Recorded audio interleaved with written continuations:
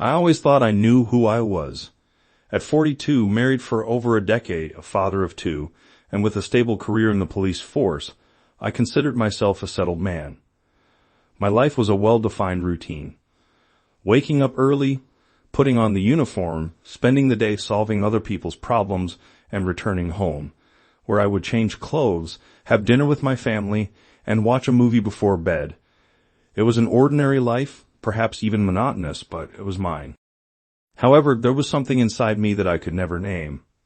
A void, a restlessness that I always attributed to work stress or the responsibilities of adult life. Sometimes I caught myself looking in the mirror and wondering if that was the life I truly wanted. I loved my wife, yes, but there was something missing. Something I couldn't explain. And it was in this state of mind that I met Rafael. If you want to hear this story uncut, the link is pinned in the comments. But let's get to the point. Rafael was a lawyer, one of the best in the city, and he frequently worked on police cases. We crossed paths in courtrooms, meetings, and eventually at bars after work. He was tall, with an athletic body that betrayed hours at the gym, and he had a way of speaking that captivated anyone. His brown eyes seemed to see everything, and I felt exposed every time he looked at me. At first, I didn't pay much attention. He was just another colleague, someone I exchanged information with, and occasionally a beer. But over time, I began to notice things I shouldn't. The way he moved, how his shirt clung to his arms, the scent of his cologne when he passed by me. I caught myself looking at him longer than was appropriate, and it made me uncomfortable. I didn't want to feel that way. I couldn't. I was married, a family man, someone who should have everything under control. But every time I saw Rafael, something inside me stirred, as if he were the key to a secret I didn't even know I was keeping. And then, one day, everything changed. It was after a particularly long and exhausting hearing. The case was complicated, and Rafael and I had spent hours discussing strategies and reviewing evidence. When it finally ended, he invited me for a beer. "You look like you need to relax," he said, with a smile that made my stomach churn. I hesitated but ended up accepting. There was no harm in having a beer with a colleague, right? The bar was small and cozy, with soft lighting that created an intimate atmosphere. We sat in a corner away from the other customers and started talking. Not about work, but about our lives. He told me about his marriage, how he and his wife were trying to have kids, about the pressures of his career. I was surprised by how easily I opened up to him, sharing things I hadn't even told my wife. And then, in a moment of silence, he placed his hand on my thigh. It was a quick gesture, almost imperceptible, but enough to make my heart race. I looked at him, trying to understand what it meant, but he had already removed his hand, as if nothing had happened. "Sorry," he said with an enigmatic smile. "I sometimes get distracted." I didn't know what to say. My body was on alert. Every fiber of my being seemed to be vibrating from that touch. I tried to convince myself it was nothing, that he had no intention, but I knew I was lying to myself. And deep down, I wanted him to do it again. In the days that followed, I found myself thinking about Rafael more than I should. His image came to mind at unexpected moments. When I was driving, when I was in the shower, when I was lying next to my wife. I tried to convince myself it was just a fleeting attraction, something I could ignore, but every time I saw him, the tension between us seemed to grow. It was during a meeting at his office that things reached a new level. We were alone, reviewing some documents, when he leaned over me to point something out on the computer screen. His body was so close that I could feel the heat radiating from him, the scent of his cologne invading my senses.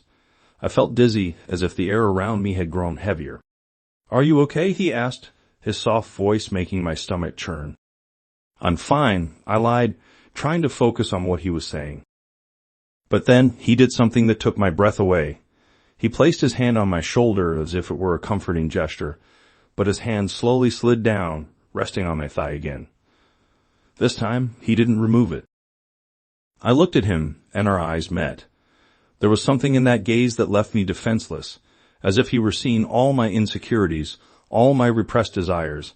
I felt a wave of heat rush through my body, and my heart was beating so hard I was sure he could hear it. "Rafael?" I began, but the words died in my mouth. He leaned in even closer, until his face was inches from mine. I could feel the warmth of his breath, the scent of his coffee lingering on his lips. "I know you feel it too," he whispered, his voice almost brushing against my lips. I didn't know what to say. I didn't know what to do. All I could think about was how much I wanted him to kiss me. And then he kissed me. His kiss was delicious, soft yet intense, as if he knew exactly what I needed. I felt lost, as if the ground had disappeared beneath my feet. My hands trembled as I placed them on his chest, feeling the firm muscles beneath his shirt. I knew I should stop, that I should pull away, but I couldn't. It was as if something inside me had been unleashed, something I didn't even know was there. I wanted more. I needed more. He pulled me closer, and I felt his body against mine. He was strong, solid, and I felt small in front of him, as if he could break me with a single move. But at the same time, I felt safe, as if he would never let me fall. "I want you," he whispered in my ear, and those words were like a spark that ignited something inside me. I didn't think. I just let it happen. He led me to the couch in his office, and I let myself be guided as if I were in a dream. When he pushed me back, I felt the soft leather under my back, and then he was on top of me, his lips finding mine again. His kiss was voracious now, as if he were hungry for me. I felt his hands sliding under my shirt, exploring my body as if he wanted to memorize every inch. I arched against him, lost in the sensation of his fingers on my skin. And then he went down. I felt his lips on my neck, my shoulders, my chest. Each touch was like a flame, burning through the barriers I had built over the years. When he reached my waist, I knew what was coming, and my body trembled in anticipation.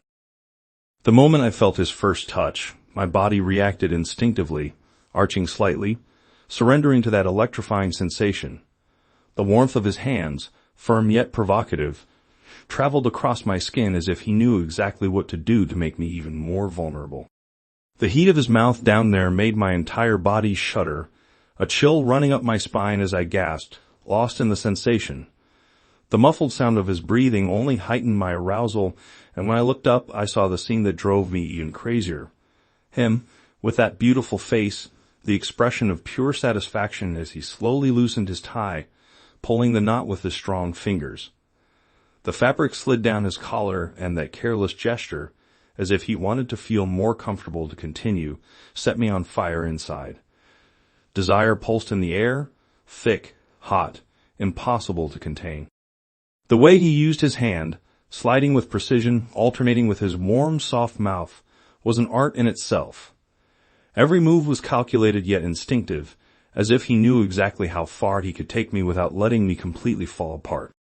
I watched, between ragged breaths, the glint of pleasure in his eyes, the way he reveled in every reaction of mine. His mouth moved in a rhythm that drove me insane, while his fingers squeezed, slid, teased, played with me as if he had all the time in the world. This wasn't just desire, it was pure dominance, and all I could do was lose myself in that sensation, mouth open, completely surrendered to the power he had over my body. That day, the desire to go further burned inside me, a new and unexplored longing that made me bite my lips, hesitant. I wanted more, I wanted to feel something different, but the words simply wouldn't come out. My body spoke for me, the shivers, the rapid breathing, the way I surrendered without resistance. He seemed to notice my restlessness, a subtle smile playing on his lips as he continued to push me to the edge, alternating between firm touches and teasing caresses. My heart pounded in my chest, a mix of anxiety and excitement growing with every moment. And then, before I could muster the courage to ask, my body couldn't take it anymore. The climax hit me like a tidal wave, stripping me of any coherent thought. My hands gripped the couch, fingers sinking into the upholstery as pleasure consumed me entirely. And there, in the midst of that explosion of sensations, only one certainty remained. Next time, I wouldn't hesitate. That day, I left with a whirlwind of emotions consuming me. The satisfaction still pulsed in my body, but along with it came guilt, thick and uncomfortable. I knew that somehow this was wrong, or at least it should be. Fear mingled with a lingering excitement, creating a silent conflict I didn't know how to resolve. Days passed, and the subject was never mentioned again. No words, no comments, as if we had sealed a pact of silence. But the looks? Those never stopped. We would meet in hallways, on the streets, in casual conversations with others, and it only took a second for our eyes to meet and say everything our mouths didn't dare to speak. There was desire there, latent, pulsating, hidden beneath the surface. The tension hung in the air, a dangerous game where both of us knew what we wanted, but neither of us had the courage to take the first step again. The exhaustion of the entire day weighed on my shoulders, but nothing compared to the weight of waiting, of uncertainty.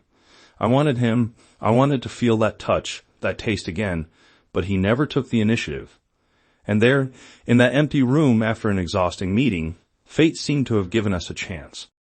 When he stood up to leave, saying nothing more than a discreet nod, I didn't think twice.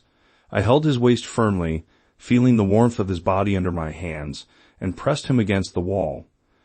His breath caught for a moment, his eyes wide with surprise. I moved closer slowly, breathing in his scent mixed with that woody cologne, and whispered against his ear, my voice heavy with desire. "I've missed you. I want you. I can't wait to have you surrender to me." When I looked into his eyes, I saw something ignite there, not just surprise, but also that same repressed longing we'd both been carrying. And then I kissed him, intense, deep, leaving no room for doubt. He kissed me back without hesitation, his hands sliding up my chest, pulling me closer, and within seconds, the atmosphere grew heated. But we couldn't slip up there. The office wasn't the place for this, and he knew it as well as I did. That's when he stopped, his lips still close to mine, a smirk forming as his heavy breathing betrayed what he was feeling. "I've missed you too, you naughty devil." He bit his lip lightly, the provocation in his eyes. "Come by my place at 10 p.m., I'll be alone." And with that he left, leaving me there, heart racing, counting the minutes until the appointed time. We didn't waste any time. As soon as our lips parted, our eyes said it all. The desire, the urgency, the longing we'd repressed for so long. He took my hand and led me down the hallway to the bedroom, and there within those four walls, nothing else mattered. Finally, I experienced what I had imagined for so long, and it was beyond any expectation. He took me to places I didn't even know existed within me, did things I'd never even thought of, showed me a pleasure I'd never felt before. It was more than physical, it was surrender, discovery, intensity. After that night, something inside me changed. Before, it was just desire, curiosity, a forbidden longing. But now my feelings for him took on a new shape, something I couldn't name, but that was there, growing, making itself known even when I tried to ignore it. I had crossed a line, and I knew there was no turning back. Our encounters became more and more frequent, as if, after that first time, it was impossible to go back. Whenever there was a gap, a little time between commitments or a way to dodge curious eyes, we'd meet in secret, without measuring consequences, without thinking too much. Every moment together was a risk, but it was also pure adrenaline. The desire grew with each encounter, and the tension of knowing it had to be secret only made everything more intense. A discreet glance at work, a quick message during the day, a subtle touch when no one was looking. It was all a silent game, a promise that, as soon as we had the chance, our bodies would meet again. Our encounters became so frequent, so intense, that, without realizing it, we crossed the line from simple desire. What was once just fire and adrenaline turned into something much bigger. We fell in love. Now it wasn't just about secret meetings or moments of pleasure. It was about real feelings, about looks filled with meaning, about the ache of missing each other when we were apart. But at the same time, there was the other part of our lives, our marriages, our families, everything we had built up until now. We've already talked about divorce. He brings it up more and more often, as if the idea is already clear in his mind. But for me, it's still a maze with no exit. How do I just walk away from everything? How do I explain? How do I deal with the consequences? The truth is, I'm torn. Between the life I've always had and the life my heart wants. Between what's right for the world and what's right for me. And no matter how much I try not to think about it all the time, the decision is approaching. And I know that sooner or later, I'll have to face reality. And that's where my story ends for now. I hope you enjoyed it. But this isn't the end. If you want to hear this story uncut, the link is pinned in the comments.